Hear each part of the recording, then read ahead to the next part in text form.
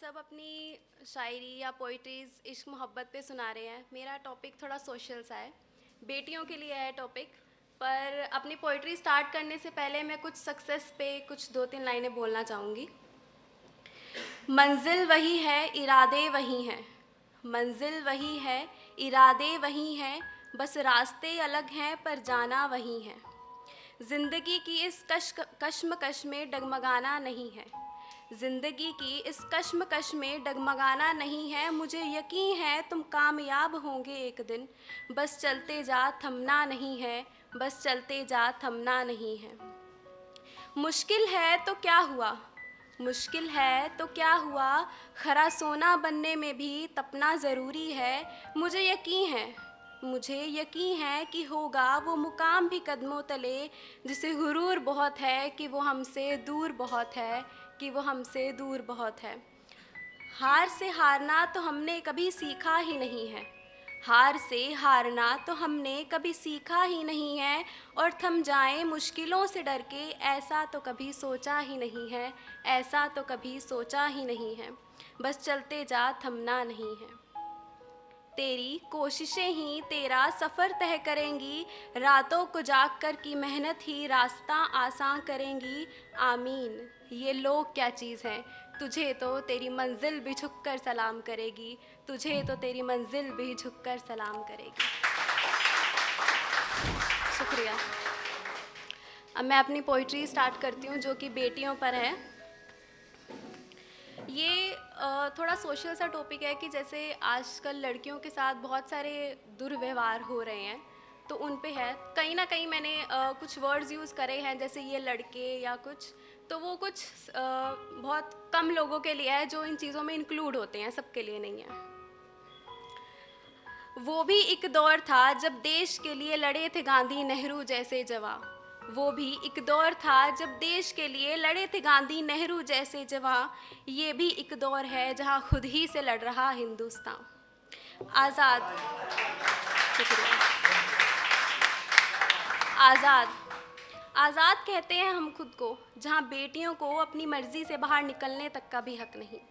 सही कहा है किसी ने, इस देश का यारों क्या कहना, इस देश का यारों क्या कहना। लड़के तो क्या, यहाँ नारी ही नारी की दुश्मन है। ये मत पहनो, वो मत पहनो, ये मत लगाओ, वो मत लगाओ। ज़रा लाज शर्म रखो, ज़रा शर्माना सीखो। बड़ों के सामने चुप रहना सीखो, गलत को भी सही कहना सीखो। अरे ज़रा सहना सीखो।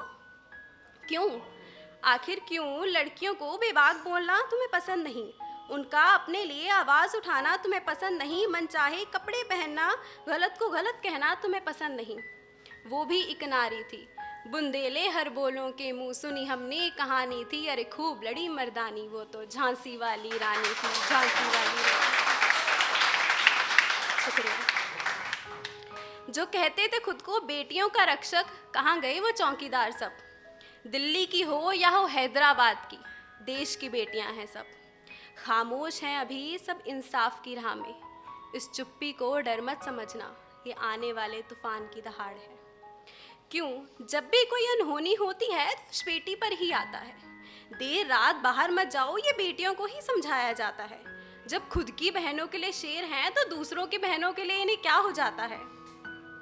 प्रियंका हो, निर्भया हो या हो हथरस की मनीषा, किसी को जला दिया गया, किसी को नग्न कर दिया गया और किसी का तो अंतिम संस्कार भी नसीब नहीं हुआ। सिर्फ नाम बदल रहे हैं, हैवानियत नहीं, सिर्फ तरीके बदल रहे हैं, इरादे नहीं। बस अब बहुत हुआ। एक काम करो तुम, बेटियों को कोख में ही मार दो। इतना तो कर ही सकते हो तुम, जीते जी भी तो मारना ही है। क्योंकि हालात बदलेंगे नहीं और इंसाफ मिलेगा नहीं। क्योंकि हालात बदलेंगे नहीं और इंसाफ मिलेगा नहीं। बस 2-4 दिन तक मोमबत्तियाँ जलाई जाएंगी, थोड़ा शोर मचेगा, फिर सब शांत हो जाएगा। जस्टिस जस्टिस के नाम पर सत्ता को चलाया जाएगा। 9 साल तक कोर्ट के चक्कर लगवाकर फिर आरोपियों को नाबालिग कहकर किसी सुधार केंद्र भेज दिया जाएगा। बस इन बे औलादों की सत्ता में यही इंसाफ कहलाएगा, यही इंसाफ कहलाएगा। क्यों, आखिर क्यों इंसाफ में जिसने जैसा किया उसके साथ वैसा नहीं होता? ये कैसा कानून है जहां आरोपी हंसता है और इंसाफ की पुकार लगाने वाला रोता रह जाता है? क्यों? अब कहने को अंत में कुछ अच्छे अल्फाज तो बाकी नहीं है मेरे पास, बस यही कहकर ख़त्म करना चाहूँगी कि एक बार बेटियों की जगह बेटों को समझा कर देखो।